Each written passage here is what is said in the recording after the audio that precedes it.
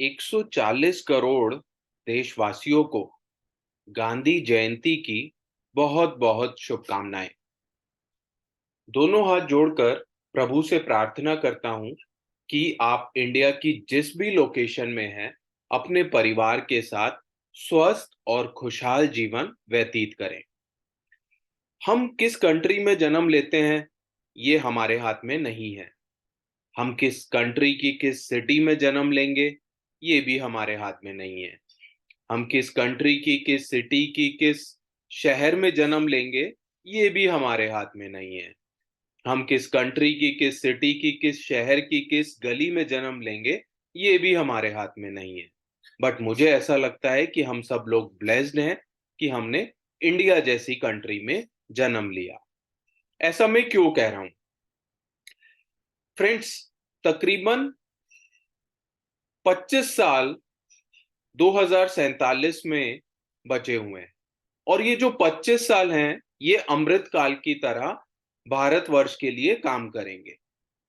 China का अगर हम एग्जाम्पल लें तो 2008 से लेकर और तकरीबन 2020 तक जो 12-13 साल की जर्नी थी चाइना की, वो हम सभी ने देखा कि वो एक जबरदस्त ग्रोथ वाली इकोनॉमी की तरह उभर कर आई। एक्सपर्ट्स भी अब ये मान रहे हैं कि इंडिया का भी अब वो समय आ चुका है कि जहां पर इंडिया की भी ग्रोथ स्टोरी लिखी जाने वाली है।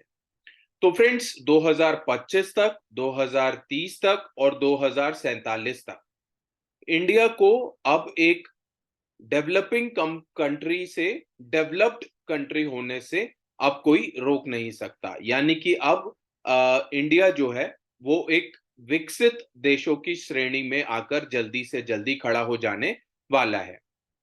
सो फ्रेंड्स, जब भी हम बात करते हैं इंडिया के ग्रोथ की, या हम बात करते हैं इंडिया के लोगों की ग्रोथ की, तो वो जब तक पॉसिबल नहीं है जब तक कि हम फाइनेंशियली फ्रीडम की बात ना कर लें।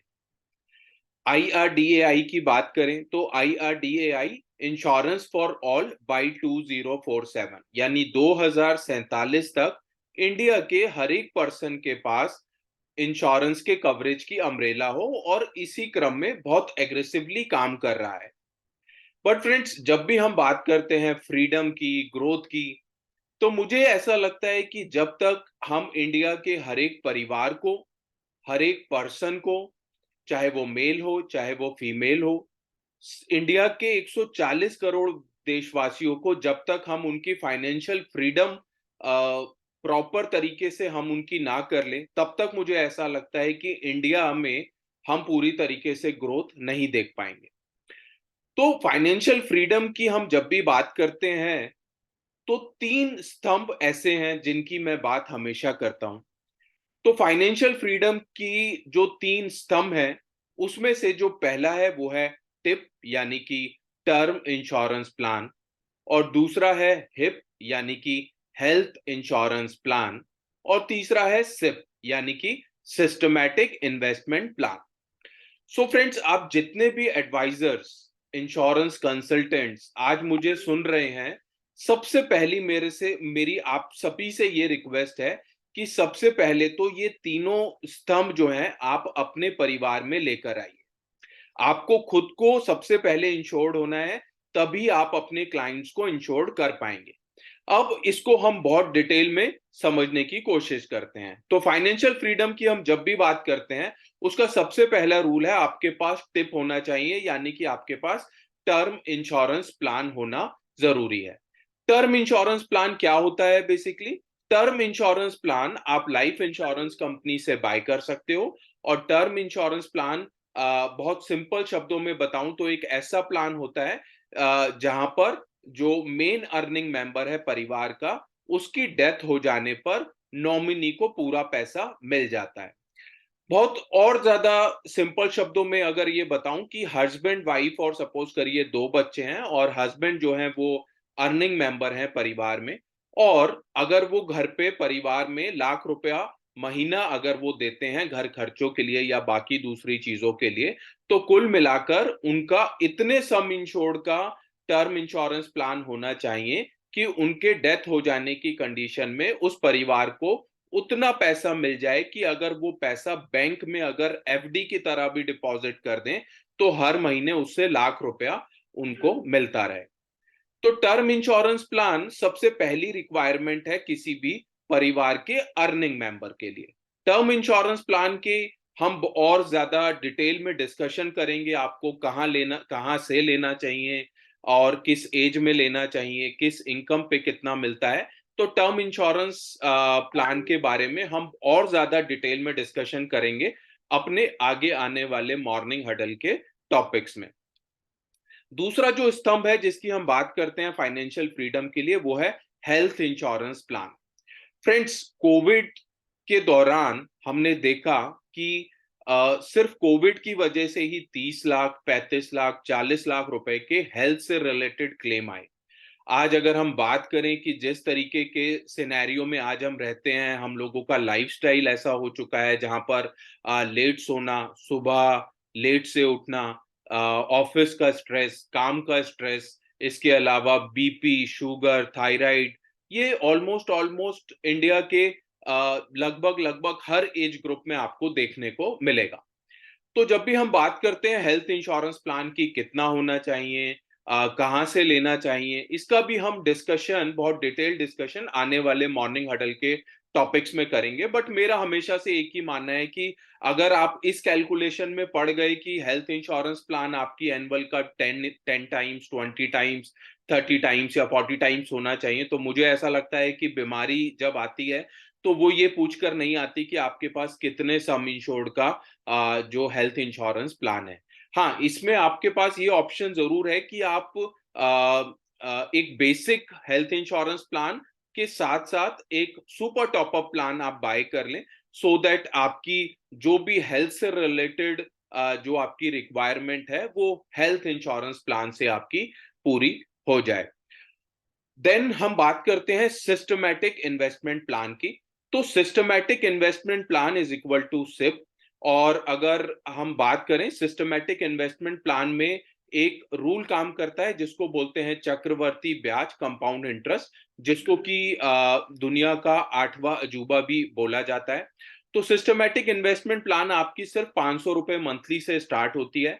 और आप फोकस्ड होकर, यानी कि आप को सपोज करिए कि अगर आप गाड़ी लेना चाहते हैं, आप घर लेना चाहते हैं, बच्चों की एजुकेशन के लिए अगर आप सिप स्टार्ट करना चाहते हैं, तो आप इस तरीके से गोल बेस्ड सिप जो है वो आप इन्वेस्टमेंट के रूप में स्टार्ट कर सकते हैं। और मुझे ऐसा लगता है कि सभी इंश्योरेंस कंसल्टेंट्स को, सभी इंश्योरेंस एडवाइजर्स को ये 3 जो बेसिक स्तंभ हैं, TIP plus HIP plus SIP, इस पर बहुत रिग्रेसली और बहुत सोचते समझते और विचार करते हुए इन तीनों के ऊपर काम करना चाहिए। और मुझे ऐसा लगता है कि इंडिया के किसी भी परिवार में अगर ये 3 चीजें हैं तो आपको किसी और सेविंग प्लान या किसी और तरीके के प्लान की कोई रिक्वायरमेंट नहीं पड़ने वाली है।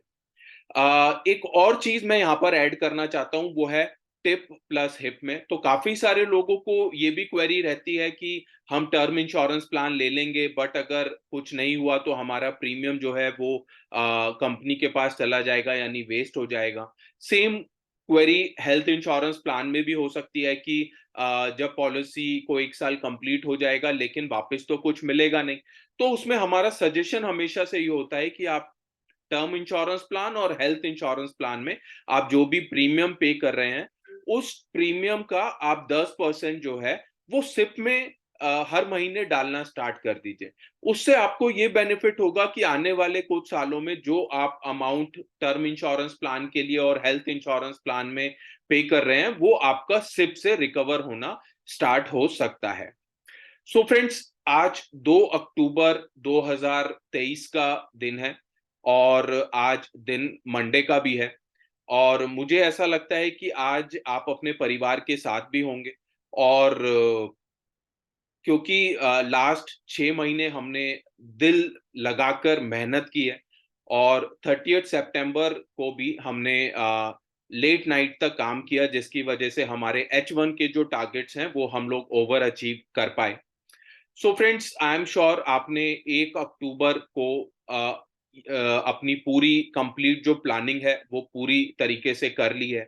पूरे 31 दिनों तक आप क्या-क्या और किस प्रकार से अपने एफर्ट्स डालने वाले हैं, हर दिन आप कितनी मीटिंग्स करने वाले हैं और किस तरीके से आप नए-नए जो क्लाइंट्स हैं उनको अप्रोच करने के लिए पूरी अपनी वर्किंग करने वाले हैं।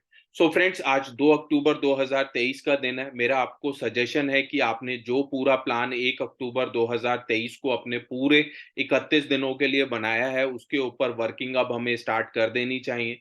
और अ, अगर आपको ऐसा लगता है कि आपने जो भी पूरी प्लानिंग की है, उसमें किसी भी प्रकार से, किसी भी तरीके से आपको मेरी या मेरी टीम की कोई भी रिक्वायरमेंट है, तो आप बेझिझक होकर मेरे साथ कनेक्ट कर सकते हो।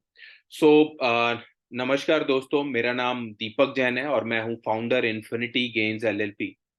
1997 से एलआईसी के साथ एक इंश्योरेंस कंसल्टेंट की तरह करियर की शुरुआत की थी और 2020 में HDFC Ergo general insurance company के साथ एसोसिएट वाइस प्रेसिडेंट की तरह काम करने का मौका मिला।